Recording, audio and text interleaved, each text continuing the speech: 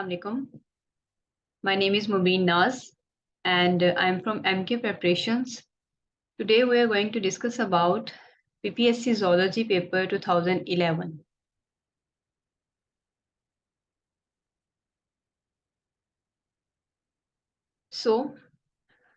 इसमें हम डिस्कस करने जा रहे हैं डिफरेंट MCQs जो हमें 2011 के पेपर में आ चुके हैं. So the first one is ribosomes when not involved in protein synthesis consist of ribosomal RNA and proteins. क्योंकि जब राइबोसोम्स जो हैं वो प्रोटीन सिंथेसिस में इन्वॉल्व नहीं होते तो वो अपने अलग अलग सब यूनिट्स की फॉर्म में होते हैं जो कि राइबोसोमल आरएनए और प्रोटीन्स. ये उसकी कंपोजिशन है राइबोसोम्स की. इससे मिलके उसके स्मॉलर और लार्जर सब यूनिट्स बने होते हैं. सो ये स्मॉलर और लार्जर सब यूनिट्स तभी असेंबल होते हैं जब प्रोटीन की सिंथेसिस स्टार्ट हो जाए. ठीक है, तो हमारे पास बेस्ट ऑप्शन है ribosomal RNA and proteins. Number 2, which components are present in prokaryotic cells? तो क्लोरोप्लास्ट तो प्रोकैरियोटिक सेल्स में नहीं है जी. यहाँ पे माइटोकॉन्ड्रिया नहीं है. यहाँ पे भी माइटोकॉन्ड्रिया दिया हुआ है. तो ये जो मेजर वाले ऑर्गन्स हैं ये बैक्टीरिया के अंदर इन्वॉल्व नहीं होते. प्रोकैरियोटिक सेल्स में ये नहीं है. ठीक है, तो साइटोप्लाज्म, डीएनए और राइबोसोम्स ये हमारे पास बेस्ट ऑप्शन है जो कि प्रोकैरियोटिक सेल्स में तीनों प्रेजेंट होते हैं. ठीक है. Number 3, which of the following are the features of the glycogen? Contain nitrogen, unbranched molecules have no structural role. Contain nitrogen, unbranched and have structural role. No nitrogen, unbranched molecules and have no structural role. तो ये हमारे पास best option है जी कि अगर हम यहाँ पे अपने स्ट्रक्चर के अंदर देखें तो हमें नजर आ रहा है कोई भी नाइट्रोजन एटम नहीं है यहाँ पे. ये ब्रांच्ड मॉलिक्यूल है और इसका कोई स्ट्रक्चरल रोल नहीं होता सेल के अंदर. ये फंक्शनल रोल प्ले करता है glycogen as a source of energy. Number 4, name the bond joining the glycerol and the fatty acid in the formation of the lipids. तो वो बॉन्ड जो कि ग्लिसरॉल और फैटी एसिड की चेन्स को आपस में अटैच करता है उस बॉन्ड का नाम है जी ईस्टर बॉन्ड जो कि यहाँ पे सिंथेसाइज होता है. ठीक है, जब एक ग्लिसरॉल का मॉलिक्यूल 3 फैटी एसिड के मॉलिक्यूल्स के साथ अटैच होता है तो डिहाइड्रेशन सिंथेसिस है यहाँ पे और यहाँ पे ईस्टर बॉन्ड बनता है. ठीक है, तो ग्लाइकोसाइड हाइड्रोजन या पेप्टाइड बॉन्ड नहीं बल्कि ईस्टर हमारे पास बेस्ट ऑप्शन है. Number 5, which of the following properties of the water allow certain insects to stand on the surface. ये वाटर की सरफेस के ऊपर जो इंसेक्ट्स खड़े हो सकते हैं. ठीक है, और उसकी रीजन क्या है? अडहेयन या कोहेयन बिटवीन द वाटर मॉलिक्यूल्स या लो विस्कोसिटी या हाईएस्ट डेंसिटी. तो वो है हमारे पास कोहेयन. ठीक है, कोहेयन जो है ये वाटर मॉलिक्यूल्स की आपस में अटैचमेंट होती है और अडहेयन होती है वाटर मॉलिक्यूल्स की जो है वो वॉल्स के साथ अटैचमेंट, सेल वॉल्स के साथ अटैचमेंट. तो वाटर मॉलिक्यूल्स की आपस में जो अटैचमेंट है अडहेयन है, कोहेयन है, इसकी हेल्प से इंसेक्ट्स वाटर की सरफेस के ऊपर स्टैंड होते हैं. Number 6, which of the following bonds are responsible for establishing the secondary structure of proteins? तो डाइसल्फाइड हाइड्रोजन आयोनिक या हाइड्रोफोबिक. तो हमारे पास अगर हम देखें सेकेंडरी स्ट्रक्चर के अंदर जो बॉन्ड प्रेजेंट होता है प्रोटीन्स में वो बॉन्ड है जी हाइड्रोजन बॉन्ड. यहाँ पे अगर हम डायग्राम में देखें हमें ये नजर भी आ रहा है. ठीक है, हाइड्रोजन बॉन्ड जो कि सेकेंडरी स्ट्रक्चर में इन्वॉल्व होता है प्रोटीन्स के. Number 7, if the lysosome measures 0.4 micron meter, what is the diameter in nanometer? तो वो है जी हमारे पास 400 nanometer. Number 8, which property of water minimizes temperature changes in the cells and the organisms? Heat of vaporization, cohesion, maximum density at 5 degree Celsius या specific heat capacity. तो ये है हमारे पास specific heat capacity जो कि अलाउ करती है हमारी बॉडी को भी कि वो टेम्परेचर चेंजेस को बियर कर सकते हैं. ठीक है, हीट ऑफ वेपराइजेशन तो सिंपल जी है, वो हीट जो कि वाटर के वेपर्स बनने में हेल्प करती है. या कोहेजन तो सिंपल ये डिफरेंट फिनोमेना है. मैक्सिमम डेंसिटी भी इस चीज को अलाउ नहीं करती. स्पेसिफिक हीट कैपेसिटी है जिसकी हेल्प से हमारी बॉडी में टेम्परेचर चेंजेस को हम बियर कर सकते हैं. Number 9, choose the pair that completes the sequence. Hydroxyl is to dash as dash is to aldehyde. तो hydroxyl is to alcohol as carbonyl is to aldehyde. यहाँ पे हमारे पास ये बेस्ट ऑप्शन है, ठीक है। Number 10, which of the following term include all other in the list, यानी कि हमारे पास इसमें से 3 ऑप्शंस ऐसी हैं जो कि एक सब कैटेगरी में आती हैं और वो एक मेजर कैटेगरी से बिलोंग करती हैं। तो monosaccharides, disaccharides, polysaccharides, they are all under carbohydrates, यानी कार्बोहाइड्रेट्स की क्लासेस हैं फर्दर। तो कार्बोहाइड्रेट्स हमारे पास बेस्ट ऑप्शन है। Number 11, what does a protein lose when it denatures, तो जब एक प्रोटीन डीनेचर होती है, इसका primary structure 3D shape, peptide bond या सीक्वेंस ऑफ एमिनो एसिड, तो वो अपना प्राइमरी स्ट्रक्चर जो है वो लॉस कर देती है, ठीक है, during denaturation.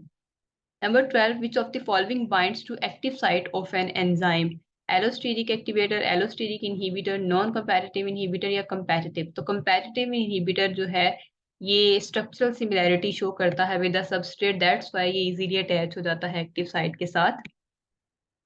Number 13, which enzyme converts 2-फॉस्फोग्लिसरिक acid into phosphoenolpyruvic acid, तो हमारे पास माल्टोस, न्यूक्लियस, माल्टोस तो वैसे ही एक शुगर है जी, न्यूक्लियस ये तो न्यूक्लियस की ब्रेकडाउन के लिए एंजाइम है, पायरुविक काइनेज है या इनोलेज है। तो यहाँ पे हमारे पास जो बेस्ट ऑप्शन है वो है इनोलेज, जो कि फोस्फोग्लिसरेट को कन्वर्ट करता है फोस्फोइनोल पायरुवेट के अंदर, ठीक है। तो enolase enzyme. Number 14, acetaldehyde is reduced with NADH in the presence of alcohol dehydrogenase into ethanol, malonic acid, fumaric acid या एसिटिक एसिड। तो यहाँ पे हमें पूछा जा रहा है कि acetaldehyde is reduced with NADH, यानी NADH अपने प्रोटॉन्स एसिटाइल्डिहाइड को देगा, ठीक है, और एसिटाइल्डिहाइड की हो जाएगी जी रिडक्शन। तो एसिटाइल्डिहाइड को प्रोटॉन्स दिए जाएंगे और उसकी हो जाएगी reduction in the presence of alcohol dehydrogenase into, और इसकी कन्वर्जन किसके अंदर होगी after receiving the protons and its reduction to ethanol, ठीक है। तो NADH जो है यहाँ पे सोर्स है प्रोटॉन देने का और एल्डिहाइड की रिडक्शन का टू दी इथानॉल। तो हमारे पास बेस्ट ऑप्शन है इथानॉल, एसिटाल्डिहाइड कन्वर्ट हो जाएगा इथानॉल में। Number 15, an activated enzyme consisting of polypeptide chain and a cofactor is known as apoenzyme, coenzyme, holoenzyme या prosthetic group। तो prosthetic group या coenzyme ये तो cofactor की टाइप्स हैं। हम यहाँ पे एंजाइम के बारे में हमें पूछा जा रहा है कि जिसके साथ उसका कोफैक्टर अटैच हो, तो वो होता है होलो एंजाइम। अगर हम एपो को देखें तो एपो का मतलब है अवे, और एंजाइम यानी अवे एंजाइम, एक कोफैक्टर अपने एंजाइम से अगर दूर हो तो वो एपो एंजाइम है, बट अगर वो उसके साथ अटैच हो तो वो होलो एंजाइम है। Number 16, which metabolic process in bacteria is directly inhibited by penicillin? कि पेनिसिलिन एक एंटीबायोटिक है और वो बैक्टीरिया में किस मेटाबॉलिक प्रोसेस को इनहिबिट करती है? सेलुलर रेस्पिरेशन है, ATP हाइड्रोलिसिस है, सिंथेसिस ऑफ सेल वॉल है या रेप्लिकेशन ऑफ DNA। तो सेल वॉल की सिंथेसिस को वो इनहिबिट करेगी, और हमें पता है अगर बैक्टीरिया में सेल वॉल की सिंथेसिस इनहिबिट हो जाए इसका मतलब है बैक्टीरिया इनएक्टिव हो जाते हैं और वो फर्दर फंक्शन नहीं कर पाते, दैट्स वाई पेनिसिलिन उसकी सेल वॉल के साथ इंटरफेयर करती है। Number 17, which of the following structure function is mismatched? Nucleolus जो है वो राइबोसोम्स की प्रोडक्शन करता है, बिल्कुल। लाइसोसोम्स इंट्रासेलुलर डाइजेशन करते हैं, राइट। राइबोसोम प्रोटीन सिंथेसिस में इन्वॉल्व है, बिल्कुल। माइक्रोट्यूब्यूल मसल कॉन्ट्रैक्शन में, माइक्रोट्यूब्यूल्स मसल कॉन्ट्रैक्शन में इन्वॉल्व नहीं है, ये स्पिंडल फॉर्मेशन में इन्वॉल्व होती हैं। मसल कॉन्ट्रैक्शन में एक्टिन और मायोसिन प्रोटीन इन्वॉल्व होती हैं बेसिकली, ठीक है। Number 18, the final electron acceptor of electron transport chain that functions in oxidative phosphorylation is, oxidative phosphorylation क्या है जी? कि ऑक्सीजन की प्रेजेंस में ATP की सिंथेसिस, और ये इलेक्ट्रॉन ट्रांसपोर्ट चेन के थ्रू होती है। और इलेक्ट्रॉन ट्रांसपोर्ट चेन में जो फाइनल कैरियर है जिसने इलेक्ट्रॉन को रिसीव करना है, वो फाइनल कैरियर है जी ऑक्सीजन, जो इलेक्ट्रॉन प्रोटॉन को रिसीव करके रिड्यूस हो जाएगा वाटर के अंदर। Number 19, most of the ATP made during the cellular respiration is penetrated by.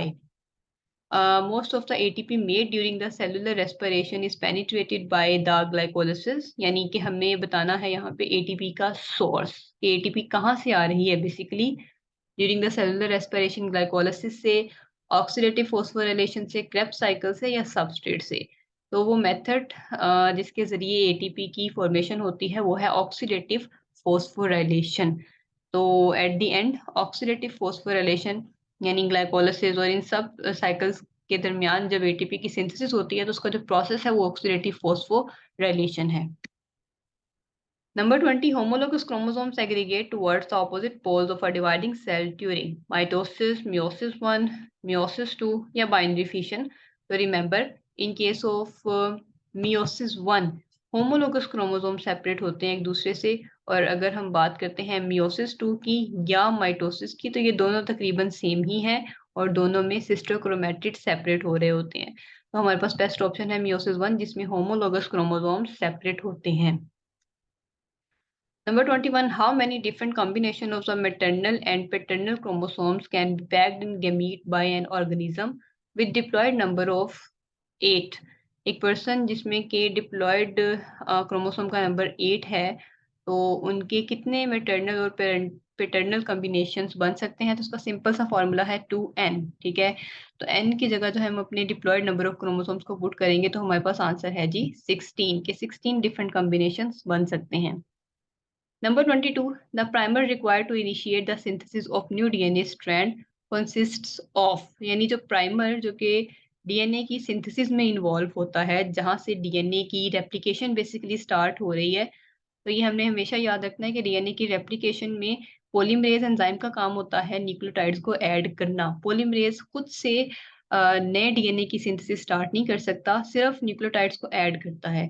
तो सबसे पहले एक एंजाइम होता है प्राइमेज जो कि आरएनए न्यूक्लियोटाइड्स को बनाता है, आरएनए न्यूक्लियोटाइड्स के सीक्वेंस को बनाता है, यानी वो आरएनए प्राइमर को बनाता है। ठीक है, तो डीएनए या ओकाजाकी फ्रेगमेंट या प्रोटीन मॉलिक्यूल का यहाँ पे कोई रोल नहीं है। प्राइमर, आरएनए प्राइमर जो है ये बेसिकली इनिशिएट करता है डीएनए की सिंथेसिस को, as you can see here in the diagram, RNA primer, और फिर इसको डीएनए पॉलीमरेज जो है ये इलोंगेट करता है। Number 23, in recombinant DNA method, the term vector refers to a restriction fragment length polymorphism, sticky ends of the DNA segments, restriction enzyme या plasmid. तो अगर हम recombinant DNA methodology देखें जिसमें हम दो ऑर्गेनिज्म से डीएनए को कंबाइन कर रहे होते हैं जेनेटिक इंजीनियरिंग के पर्पस के लिए, तो उसमें प्लाज्मिड होता है जिसको हम एज अ वेक्टर यूज कर सकते हैं, या उसके अल्टरनेट के तौर पे हम बैक्टीरियोफेज का जो डीएनए है उसको यूज कर सकते हैं। तो हमारे पास यहाँ पे बेस्ट ऑप्शन है जी प्लाज्मिड, जो कि हमें बैक्टीरिया से मिलता है। Number 24, the synthesis of the polypeptide chain with which of the following amino acids. तो सिंथेसिस बेसिकली स्टार्ट कहाँ से होती है? पॉलीपेप्टाइड चेन की कौन से अमाइनो एसिड से स्टार्ट होती है? तो ये आपने हमेशा याद रखना है मेथियोनिन। हमेशा फर्स्ट जो अमाइनो एसिड है वो मेथियोनिन अमाइनो एसिड है, और मैसेंजर आरएनए के ऊपर फर्स्ट जो कोडोन है वो भी मेथियोनिन की ही इंफॉर्मेशन कैरी करती है, जिसकी वजह से मेथियोनिन फर्स्ट ऑफ ऑल आके प्रोटीन चेन में अटैच होता है। Number 25, the elongation of the leading strand during the DNA synthesis progresses away from, no. Occurs in 3 to 5 direction, no. Produces Okazaki fragment, no. ये सारी properties हमारे पास lagging strand की है। It depends on the activation of the DNA polymerase. Number 26, which compound is not directly involved in the process called the translation? तो messenger RNA है, DNA है, transfer RNA है, या गुआनोसिन ट्राइफॉस्फेट है। तो इसमें मैसेंजर आरएनए तो बिल्कुल इन्वॉल्व होता है ट्रांसलेशन में, जिसके ऊपर जीन्स प्रेजेंट, जीन्स की पूरी इंफॉर्मेशन होती है, और फिर ट्रांसफर आरएनए है जिसको अमाइनो एसिड लेके आना है, और गुआनोसिन ट्राइफॉस्फेट है। ठीक है, बट इसमें डीएनए इन्वॉल्व डायरेक्टली नहीं होता। डीएनए के ऊपर जो इन्फॉर्मेशन होती है जीन की, वो मैसेंजर आरएनए की फॉर्म में उसको ट्रांसक्राइब कर लिया जाता है इन केस ऑफ ट्रांसक्रिप्शन, और फिर ट्रांसलेशन में मैसेंजर आरएनए ही यूज हो रहा होता है, not DNA. Number 27, the template to make the complementary DNA is the DNA या मैसेंजर आरएनए या प्लाज्मिड या डीएनए प्रॉप। तो वो है हमारे पास मैसेंजर आरएनए। अगर हमारे पास मैसेंजर आरएनए हो तो हम उसके ऊपर जो सीक्वेंस है न्यूक्लियोटाइड्स का उसको देख के डीएनए की न्यूक्लियोटाइड्स उसके ऑपोजिट अटैच करके कंप्लीमेंट्री डीएनए उससे सिंथेसाइज किया जा सकता है। ठीक है, ये मैसेंजर आरएनए से हम उसका opposite strand complementary DNA synthesize कर सकते हैं। Number 28, which of the following include all others in the list. यानी इसमें से हमें 3 ऑप्शंस देखनी है जो कि सब कैटेगरीज में आती हैं और वो एक मेजर कैटेगरी से बिलोंग करती हैं। राइबोजाइम, ठीक है, ये एंजाइम है।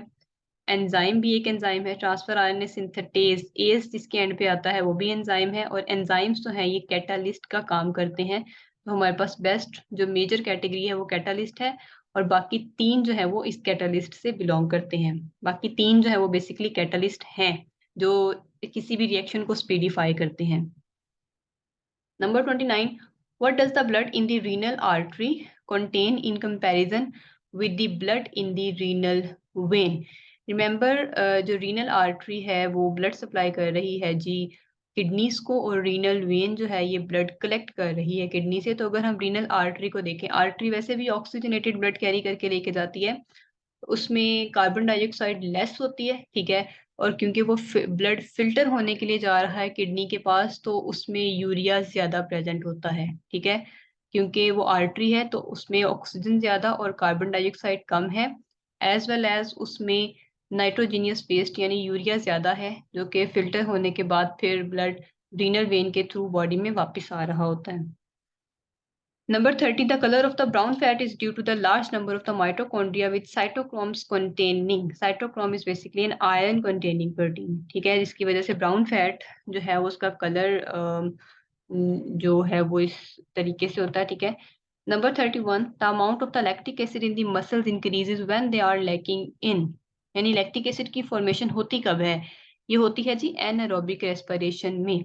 जब ऑक्सीजन अवेलेबल नहीं होती तो उस वक्त हमारे जो मसल्स हैं उसमें पायरुवेट जो है वो लैक्टिक एसिड में कन्वर्ट हो रहा होता है, ठीक है।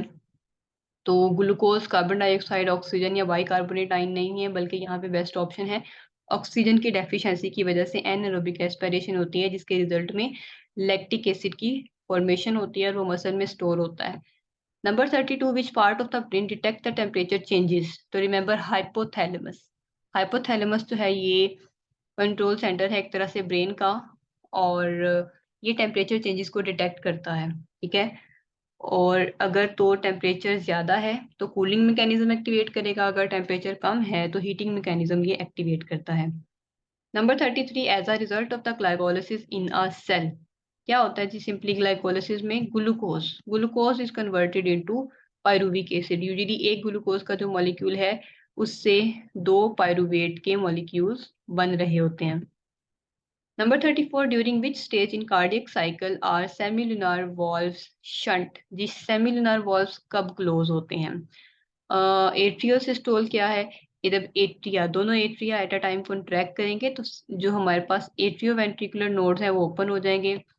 डायस्टोल, डायस्टोल जी रिलैक्सेशन कंडीशन है। सिस्टोल जो है इसमें एट्रिया कॉन्ट्रैक्ट करते हैं। वेंट्रिकुलर सिस्टोल, जब वेंट्रिकल्स कॉन्ट्रैक्ट करेंगे तो सेमिलुनर वॉल्व ओपन होंगे ना कि क्लोज, ठीक है।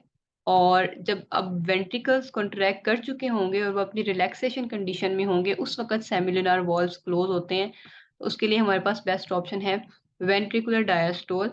वेंट्रिकल कॉन्ट्रैक्ट होंगे तो सेमिलुनर वॉल्व्स ओपन हो जाते हैं, और जब वेंट्रिकल्स रिलैक्स हो रहे हैं यानी वेंट्रिकल का डायस्टोल कंडीशन उसकी रिलैक्सेशन कंडीशन चल रही है, तो उस वक्त वॉल्व्स, सेमिलुनर वॉल्व्स जो है वो क्लोज हो जाते हैं, जो कि at the base of aorta और पल्मोनरी ट्रंक यहाँ पे प्रेजेंट हैं, उस वक्त ये क्लोज हो जाते हैं।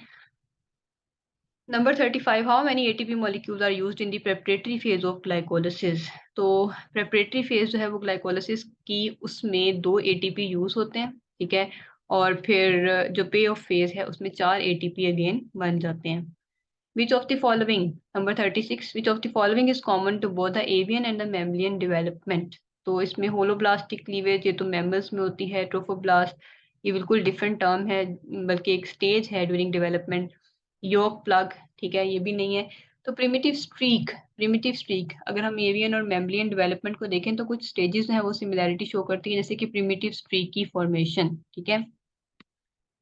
Number 37, the endoderm gives rise to.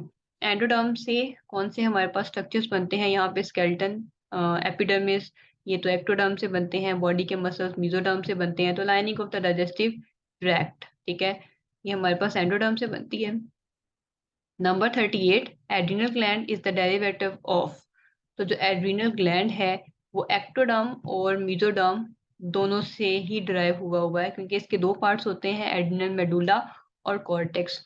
जो कॉर्टेक्स है वो मेसोडर्म से डिराइव हुआ है और जो मेडुला है वो एक्टोडर्म से। दैट्स वाई हम इसको एक्टो और मीजो दोनों करेंगे। Number 39, Hansen's node in the chick embryo is equivalent to anal opening, arteriopore, dorsal lipoblastopore, neural opening।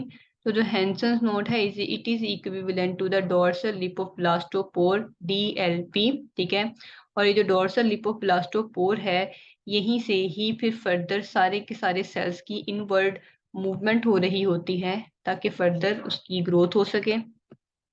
Number 40, the endometrial breakdown occurs due to the decrease of estrogen, progesterone, FSH या both A and B। तो जी endometrial breakdown जो है वो हो रही होती है due to the decrease of the progesterone, ठीक है। जब प्रेगनेंसी स्टार्ट नहीं होती तो उस वक्त जो है वो प्रोजेस्टेरोन का लेवल बॉडी में डिक्रीज होना स्टार्ट हो जाता है एज वेल एज एस्ट्रोजन का लेवल, जिसकी वजह से एंडोमेट्रियल ब्रेकडाउन स्टार्ट हो जाती है। Number 41, which of the following is not the function of the testosterone?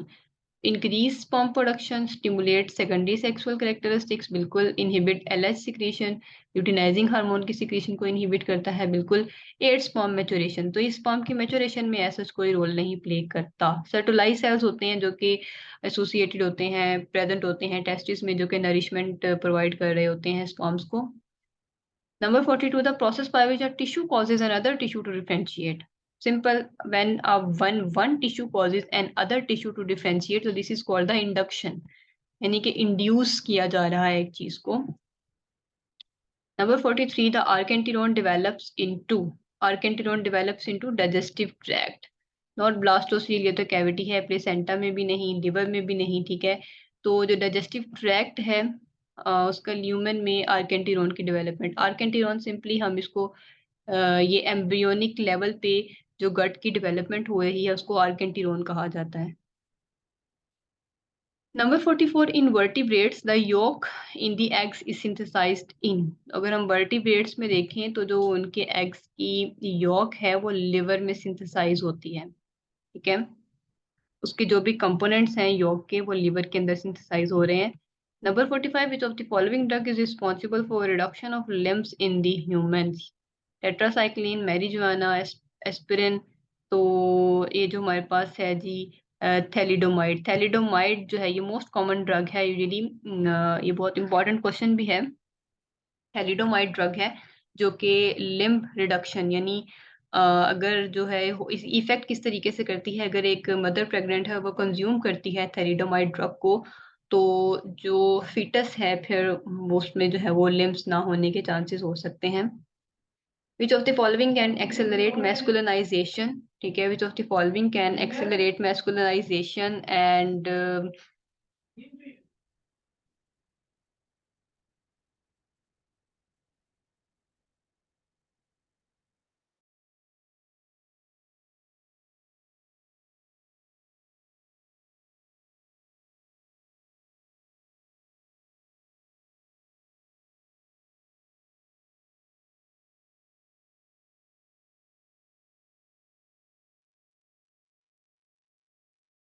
Which of the following can accelerate masculinisation?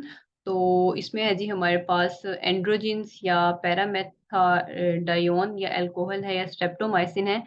तो एंड्रोजिन्स जो है ये हमारे पास इन्वॉल्व होते हैं मैस्कुलिनाइजेशन में। इसकी एग्जांपल है हमारे पास टेस्टोस्टेरोन जो कि मेल्स और फीमेल्स दोनों में रिलीज होते हैं। एंड्रोजिन्स हार्मोन्स जो है वो एड्रीनल मेडुला भी रिलीज करता है इन फीमेल्स। तो इसमें जो है ये मैस्कुलिनाइजेशन होने के चांसेस फीमेल्स में हो सकते हैं due to the androgens. Folic acid deficiency believed to be a major cause of what class of malformation? तो फॉलिक एसिड की अगर डेफिशिएंसी हो जाए तो इससे न्यूरल ट्यूब डिफेक्ट्स जो है वो अराइज होते हैं, यानी एम्ब्रियो लेवल पे जो न्यूरल ट्यूब है उसकी वो क्लोज नहीं हो पाती जिसकी वजह से डिफरेंट उसके स्कल से रिलेटेड जो है वो या वर्टिबल कॉलम से रिलेटेड डिफेक्ट्स हो सकते हैं। Number 48, cataract, microcephaly, deformities, and heart defects are common in infants if mothers are exposed to which teratogenic agents during the first trimester of pregnancy? तो इसमें है हमारे पास रुबेला। रुबेला जो है ये एक वायरस है और अगर एक प्रेग्नेंट मदर का एक्सपोजर हो जाता है इससे तो फिटस के अंदर जो है वो कैटरैक्ट, आई से रिलेटेड डिजीज है, माइक्रोसिफेली, स्कल का छोटा होना, डिफॉर्मिटीज या हार्ट डिफेक्ट्स उसमें हो सकते हैं। Number 49, which of the following is the safest anticoagulant for fetus. तो इसमें है हमारे पास हेपरिन। हेपरिन जो है ये एक एंटीकोएगुलेंट है, ठीक है। और उसके बाद है 50, adrenal medulla is derivative of ectoderm. तो इसको हम पहले भी देख चुके हैं जी। कॉर्टेक्स जो है वो मेसोडर्म से डिराइव हुआ है और जो मेडुला है वो एक्टोडर्म से। Number 51, hydra exhibits regeneration of the type. तो हाइड्रा में मोर्फोलेक्सिस टाइप रीजनरेशन होती है। Number 52, the state of the conception that implants in the uterine ball is. यानी हमारे पास वो स्टेज जिसमें इम्प्लांटेशन होगी वो है ब्लास्टोमियर या मोरूला या जाइगोट या ब्लास्टोसिस्ट। तो ब्लास्टोसिस्ट जो है वो स्टेज होती है जिसमें इम्प्लांटेशन होती है, यानी ये यूट्रस के साथ इम्प्लांट होता है जाके ब्लास्टोसिस्ट, ताकि फर्दर प्रेगनेंसी कंटिन्यू हो सके। Number 53, the part of the blastoderm that forms most of the embryo is marginal zone, hypoblast, epiblast या एरिया पेलुसिडा। इसमें हमारे पास है जी एरिया पेलुसिडा, जो कि मेजर पोर्शन बना रहा होता है एम्ब्रियो का। Number 54, if spermatogenesis is normal in all cells, how many sperms will result from 50 primary spermatocytes and 50 spermatids? यानी अगर स्पर्मेटोजेनेसिस हो रही है नॉर्मली तो हमारे पास 50 प्राइमरी स्पर्मेटोसाइट्स हैं और 50 स्पर्मेटिड्स हैं। तो 50 स्पर्मेटिड से तो 50 ही स्पर्म्स बनेंगे, ठीक है, क्योंकि इसकी फर्दर कोई डिवीजन नहीं होती। बट अगर 50 प्राइमरी स्पर्मेटोसाइट्स हैं तो इनकी अगर फर्स्ट मियोटिक डिवीजन होगी तो 50 से 100, और सेकंड मियोटिक डिवीजन होगी तो सेकेंडरी स्पर्मेटोसाइट कन्वर्ट होंगे स्पर्मेटिड के अंदर, और वो 100 से होंगे जी हमारे पास 200, ठीक है। यानी अगर स्पर्मेटिड्स हैं 50 स्पर्मेटिड्स तो 50 स्पर्म्स में कन्वर्ट होते हैं। और अगर हमारे पास यहाँ पे 50 हैं और उसकी मियोसिस 1 हो जाती है तो मियोसिस 1 के बाद जो है वो 50 + 50 हो जाएंगे, यहाँ पे टोटल 100। और फिर उसकी मियोसिस 2 होगी तो 100 एंड 100 200, ठीक है। Number 55, in a population that is Hardy-Weinberg equilibrium, 15% of the individuals show the recessive trait. What is the frequency of the master allele in a population? इसमें हमारे पास फॉर्मूला है p² + q², ठीक है। p² हमारे पास master allele है और q² हमारे पास recessive allele है। p² + q² = 1। ये हमारे पास फॉर्मूला है। और इसमें q² की वैल्यू हमारे पास फ्रिक्वेंसी होगी 0.15। अगर हम 15% को उसमें कन्वर्ट करते हैं फिर 0.15 का लेंगे जी हम अंडर रूट, और अंडर रूट के बाद जो हमारे पास आंसर आएगा वो है 0.39, ठीक है। अब इस 0.39 को माइनस कर देंगे हम अगर 1 में से, तो हमारे पास जो आंसर आएगा वो है ऑलमोस्ट, यानी जो हमारे पास p² की वैल्यू है हमारी इस डोमिनेंट या मास्टर एलील की वो होगी 0.61, ठीक है। तो हमारे पास बेस्ट ऑप्शन है जी 0.6। Number 56, selection acts directly on the phenotype. तो सिलेक्शन डायरेक्टली फिनोटाइप पे एक्ट करती है, ना कि जीनोटाइप या एलील या genome. Number 57, evolutionary mechanisms consists of population size, genetic drift and the natural selection. Evolutionary mechanism में ये 3 चीज़ें इन्वॉल्व होती हैं कि पॉपुलेशन का साइज देखा जाता है, जेनेटिक ड्रिफ्ट यानी चेंज आता है उसमें बाय चांस, और फिर नेचुरल सिलेक्शन, नेचर उसको सिलेक्ट कर लेती है। Number 58, which of the following group is entirely extinct? Cephalochordate, agnathans, ratite birds या प्लेकोडर्म्स। तो प्लेकोडर्म्स हैं वो कम्प्लीटली एक्सटिंक्ट हो चुकी हैं। Number 59, the amniote egg first evolve in. तो अगर हम देखें बॉनी फिशेस को, बर्ड्स को, एम्फीबियंस तो एनेमनियोट्स हैं, और बॉनी फिशेस जो हैं ये भी एनेमनियोट्स हैं। बर्ड्स जो हैं ये रेप्टाइल्स से ही ड्राइव हुए हैं, इवॉल्व हुए हैं। तो रेप्टाइल्स फर्स्ट ग्रुप है जिनमें एमनियोटिक एग्स फर्स्ट ऑब्जर्व किए गए थे। Most of the biological diversity gas probably has arisen by the agenesis, phyletic evolution या क्लेडोजेनेसिस है या हाइब्रिडाइजेशन है। तो क्लेडोजेनेसिस वो प्रोसेस है जिसके जरिए से बायोलॉजिकल डाइवर्सिटी जो है वो डिराइव हुई है, अराइज हुई है, ठीक है। और क्लेडोजेनेसिस है क्या जी? More rapid separating of one और more new species from original species. और ग्रेजुअलिज्म क्या है? ग्रेजुअली चेंज आता है, ठीक है। और जो क्लेडोजेनेसिस है ये रैपिड चेंज है। अगर हम ग्रेजुअलिज्म को देखें तो ग्रेजुअलिज्म स्लो चेंज होता है, ये जो क्लेडोजेनेसिस है ये रैपिड चेंज होता है, ठीक है। तो ये एनाजेनेसिस है हमारे पास, यानी ग्रेजुअलिज्म ये जो है वो स्लो चेंज होगा, और क्लेडोजेनेसिस में रैपिड चेंज होता है और डिफरेंट फॉर्म्स बनती हैं। The largest unit in which gene flow is possible in subspecies, species, order या phylum, तो जिसमें हमारे पास जीन तो पॉसिबल है, जो लार्जेस्ट यूनिट है बेसिकली वो है स्पीशी, ठीक है। Species to species gene flow में चेंज हो सकता है। Number 62, if human and the pandas belong to same class, then they must also belong to the same genus, family, order या phylum, तो उनको सेम फाइलम से बिलोंग करना चाहिए, यानी अगर वो सेम क्लास से बिलोंग करते हैं इट मीन्स कि उनका फाइलम जो है वो भी सेम होगा। Number 63, a land snail, a clam and an octopus all share mantle torsion, cephalisation या रेडुला। तो land snail, clam and octopus ये तीनों डिफरेंट डिफरेंट क्लासेस से बिलोंग करते हैं। लैंड स्नेल जो है गैस्ट्रोपोड है, क्लैम एक बाइवॉल्व है, और ऑक्टोपस जो है ये एक सिफेलोपोड है। तो तीनों में जो चीज कॉमन है वो है मेंटल, ठीक है। मेंटल कैविटी तीनों के अंदर प्रेजेंट होती है। टोर्जन का प्रोसेस किसी में है और किसी में नहीं, सिफलाइजेशन और रेडुला। रेडुला जो है वो क्लैम्स के अंदर नहीं है, ठीक है। तो जो मेंटल है हमारे पास वो तीनों में कॉमन है। Number 64, which of the following combinations of the phylum and the description is incorrect? Platyhelminthes जो है प्लेटफॉर्म है, इनमें गैस्ट्रोवास्कुलर कैविटी नहीं होती। निमाटोडा जो है इनमें गैस्ट्रोवास्कुलर कैविटी प्रेजेंट होती है और ये सिलोमेट्स हैं। निमाटोडा राउंड वर्म्स हैं, ये सूडोसिलोमेट्स हैं बिल्कुल। जो काइनोडर्म्स हैं इनमें बायलेटरल सिमेट्री होती है, और सिलोम जो है इनकी आर्केंटिरोन की फॉर्म में है। और जो पोरीफेरा है इनमें गैस्ट्रोवास्कुलर कैविटी नहीं होती, तो हमारे पास जो इनकरेक्ट ऑप्शन है वो है फर्स्ट वन, यानी पोरीफेरा, जिसमें गैस्ट्रोवास्कुलर कैविटी नहीं है। Number 65, which of the following sub divisions of the animal kingdom encompasses all the others in the list. तो इसमें हमारे पास हमने ये देखना है कि तीन जो करेक्टरिस्टिक्स है वो एक ग्रेड के अंदर हो। लाइक ग्रेड बायलेटेरिया है, तो इसमें अगर हम देखें ग्रेड बायलेटेरिया के जितने भी मेंबर्स हैं वो सब प्रोटोस्टोम्स हैं, वो सिलोमेट्स हैं, और उनमें ड्यूट्रोस्टोम्स भी आते हैं, ठीक है। उसके बाद हमारे पास है next number 66, how many kinds of the individuals would be produced if the genotypes of the parents are this and this. इसमें हमारे पास टोटल 16 काइंड्स के इंडिविजुअल्स हैं वो बनते हैं, अगर हम इसको पुनेट स्क्वायर के थ्रू ड्रॉ करके देखें, ठीक है। We should practice it separately. Number 67, which of these result from the aneuploidy. तो रुबेला ये तो एक वायरल डिजीज है। फिटल अल्कोहल सिंड्रोम जो अल्कोहल कंज्यूम करने की वजह से है। नॉन डिस्टंक्शन जो है, नॉन डिस्टंक्शन तो एक जनरल टर्म है जो हम यूज करते हैं क्रोमोसोमल अब्रेशंस के लिए। तो टर्नर सिंड्रोम है जो कि एन्यूप्लॉयडी की वजह से अराइज होती है, ठीक है। तो एन्यूप्लॉयडी इस केस में जो है वो एक्स्ट्रा या क्रोमोसोम का नंबर कम हो जाता है।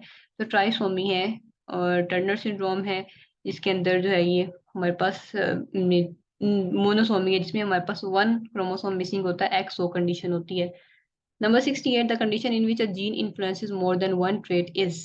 एक जीन एक से ज्यादा ट्रेट्स को इफेक्ट कर रहा है। जैसे बीटा ग्लोबिन जीन म्यूटेशन है, तो ये ब्लाइंडनेस यानी विजन को या लिवर के फंक्शन को या हार्ट के फंक्शन को स्टिमुलेट करता है। तो इस कंडीशन को हम कहते हैं प्लियोट्रोपी, ठीक है। Which of the following genotypes would produce the greatest diversity of the gametes if the alleles sort independently? तो इसमें हमारे पास बेस्ट ऑप्शन ये है, इसको अगर हम पुनेट स्क्वायर ड्रॉ करके देखें तो हमारे पास जो है वो हमें इसकी डिफरेंट कॉम्बिनेशन हमें इसके जीनोटाइप्स के मिल जाएंगे। Number 70, meiosis 2 is similar to mitosis in that meiosis 2 जो है वो माइटोसिस से किस लिहाज से सिमिलर है। अगर आपको याद हो, मैं पहले भी एक क्वेश्चन में देखा था कि माइटोसिस और मियोसिस 2 में ये सिमिलरिटी होती है कि इनमें सिस्टर क्रोमैटिड्स जो है ये सेपरेट होते हैं, और माइटोसिस में तो होमोलोगस क्रोमोसोम्स नहीं होते, और डॉटर सेल्स डिप्लॉयड जो है वो मियोसिस 2 में नहीं होते, ठीक है, माइटोसिस में होते हैं। क्रोमोसोम का नंबर जो है वो रिड्यूस माइटोसिस में नहीं होता। तो तीनों ऑप्शंस में से कोई भी बेस्ट नहीं है। जो हमारे पास बेस्ट ऑप्शन है वो है सी, यानी सिस्टर क्रोमैटिड सेपरेट होते हैं in case of meiosis 2 as well as in mitosis. In which of the following stages crossing over occur, leptotene pachytene, zygotene या डिप्लोटीन। तो हमारे पास जो है ये पेकाइटीन स्टेज है जिसमें क्रॉसिंग ओवर हो रही होती है। Number 72, all of the following change the gene frequency except. तो जीन फ्रीक्वेंसी किससे चेंज होगी? म्यूटेशन से एक बिल्कुल, माइग्रेशन से भी होगी, सिलेक्शन से भी होगी, इन ब्रीडिंग यानी विद इन आप कह लें विद इन पॉपुलेशन अगर रिलेशनशिप्स हैं तो उससे जीन फ्रीक्वेंसी चेंज होने के चांसेस बहुत कम होते हैं। जीन्स उसी पॉपुलेशन के अंदर सर्कुलेट करती रहती हैं। Number 73, the RNA molecules that exhibit catalytic activity are called the ribozymes. ठीक है, बेसिकली अगर हम आरएनए को देखें कि आरएनए जो है वो एक कैटलिस्ट का काम कर रहा है, अगर एक आरएनए एंजाइम के तौर पे काम कर रहा है तो उसके लिए जो हम टर्म यूज करते हैं वो हम राइबोजाइम यूज कर रहे होते हैं। ठीक है।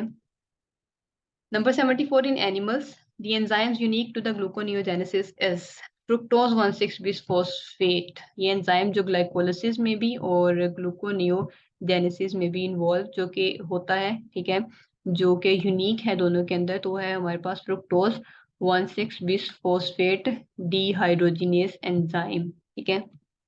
Number 75, the complementary RNA sequence for GATGTT। तो इसको अगर हम कम्प्लीमेंट्री सीक्वेंस बनाए, जी के ऑपोजिट सी, ए के ऑपोजिट यू, रिमेंबर हमें आरएनए का सीक्वेंस पूछा जा रहा है। ठीक है, टी के ऑपोजिट अगेन ए, देन जी के ऑपोजिट है जी सी, और टी और टी, ए और ए, तो हमारे पास बेस्ट ऑप्शन है B. Number 76, when DNA is extracted from the cells of E. coli and analyzed for base composition, it is found that it 38% of bases are cytosine। यानी cytosine जो है वो 38% है बेसिस, और साइटोसिन की जितनी percentage होगी उतनी ही ग्वानोसिन की होगी, क्योंकि तीनों दोनों के दरमियान ट्रिपल बॉन्ड्स हैं और जितनी एक की है उतनी ही दूसरी की जो है वो परसेंटेज है। अगर हम इसको प्लस करें तो हमारे पास next what is a percentage of the bases are adenine. तो एडेनिन की कितनी परसेंटेज होगी हमारे पास? एडेनिन की अमाउंट जो है वो हमेशा थायमीन के इक्वल होती है। तो अगर हम इसको जी कैलकुलेट करें यहाँ पे, इन दोनों की हमारे पास 38% प्लस करके आंसर आएगा जी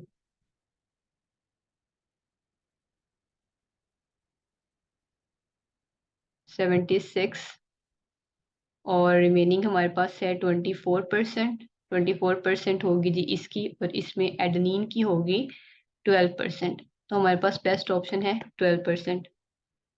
number 77, during which of the stages of the cell cycle will a diploid cell contain twice amount of DNA found in gamete. तो रिमेंबर कि जो डीएनए की सिंथेसिस होती है वो एस फेज में होती है। ठीक है, तो सिंथेसिस फेज में जिसमें डीएनए डबल हो जाता है। Number 78, a vitamin that has an important role in the formation of the collagen fibers and prevention of scurvy is ascorbic acid। जो हमारे पास विटामिन सी है, ठीक है, ascorbic acid, ये अगर हम कंज्यूम करते हैं तो स्कारवी डिजीज जो है उससे प्रोटेक्शन मिलती है हमें। Number 79, blood fibrinogen is converted into fibrin during the carbon dioxide transport, oxygen transport, immune response या क्लॉट फॉर्मेशन। तो ड्यूरिंग क्लॉट फॉर्मेशन जो है वो फिब्रिनोजिन फिब्रिन में कन्वर्ट हो रही होती है। फिब्रिनोजिन सॉल्युबल होती है, और फिब्रिन जो है ये फाइब्रस है, ये नॉन सॉल्युबल है, और ये एक नेटवर्क बना देती है थ्रेड्स की तरह, जिसमें प्लेटलेट्स आके ट्रैप हो जाते हैं। ठीक है, और ब्लड क्लॉटिंग में हेल्प करती है। Number 80, the greatest exchange of the glucose and the oxygen between the vertebrate blood and the body tissue occurs through। तो ये जनरल हंसी हमें जो है वो इंफॉर्मेशन है, ये हमारे पास होनी चाहिए कि जो गैसेस हैं या जो हमारे पास न्यूट्रिएंट्स हैं उनका exchange between the blood and the tissues वो कैपिलरीज के थ्रू हो रहा होता है। ठीक है, जिनकी के जो वॉल है वो सिंगल एंडोथेलियम से मिलकर बनी होती है ताकि ट्रांसपोर्ट हो सके। The phenomena of the genetic drift is most likely to occur in populations that are small and inbred। ठीक है, जो populations small होंगी उनमें हमारे पास genetic drift यानी by chance changes होने का जो chance है वो ज्यादा होगा। Number 82, a biome with dry and rainy seasons, trees in patches and ground cover of tropical bunch। यानी tropical area में हो और उसमें जो है वो trees भी हों। तो हमारे पास है टाइगा, प्रेरी, सवाना या टुंड्रा। तो हमारे पास जो टाइगा और टुंड्रा है ये तो कोल्ड एरियाज हैं।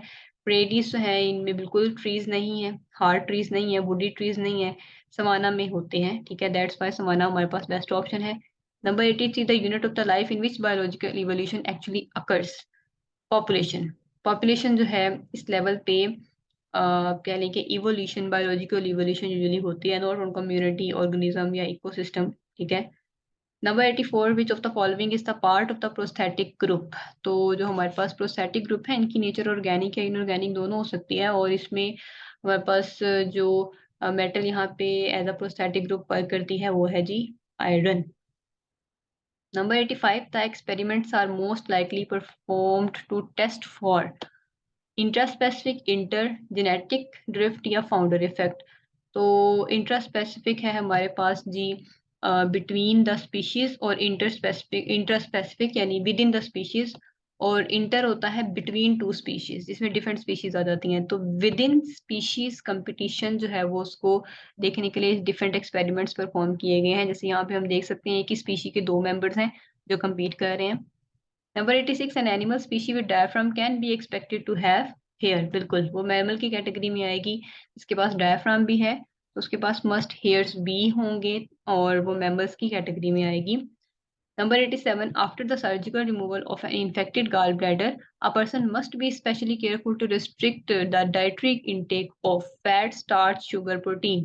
तो सबसे पहले हमें पता होना चाहिए कि गॉल ब्लैडर जो है वो बाइल सिक्रीट करता है, और बाइल में प्रेजेंट होते हैं बाइल साल्ट्स जो कि फैट्स की ब्रेकडाउन या उनकी एमल्सिफिकेशन करते हैं, उनको छोटे ग्लोब्यूल्स में कन्वर्ट करते हैं। दैट्स वाई फिर ऐसे पर्सन जिनमें गॉल ब्लैडर नहीं है उनको फैट्स की कंजम्पशन कम करनी पड़ेगी। Number 88, which of the following respiratory system is not closely associated with the blood supply। तो वर्टिब्रेट्स के लंग्स में तो ब्लड सप्लाई है, फिश के गिल्स में भी है, पैरापोडिया जो है पॉलीचीट के जो कि उसकी लोकोमोशन में इन्वॉल्व है उनमें भी रेस्पिरेट उनमें भी जो है वो ब्लड सप्लाई होती है। बट ट्रैकियल सिस्टम आर्थ्रोपोड्स के अंदर होता है, और ट्रैकियल सिस्टम सिर्फ और सिर्फ गैसेस के ट्रांसपोर्ट के लिए है, इसका ब्लड सप्लाई से कोई रिलेशनशिप नहीं है। Number 89, the decrease in the pH of the human blood caused by exercise would increase the heart rate. कि अगर पीएच डिक्रीज हो जाती है, ठीक है, तो उससे हार्ट रेट इंक्रीज होता है ताकि फर्दर जो है वो ऑक्सीजन कैप्चर की जा सके। Number 90, the compare to human are diving mammal of equal size has larger lungs, large spleen, oxygen stored in muscle या less oxygen stored in blood.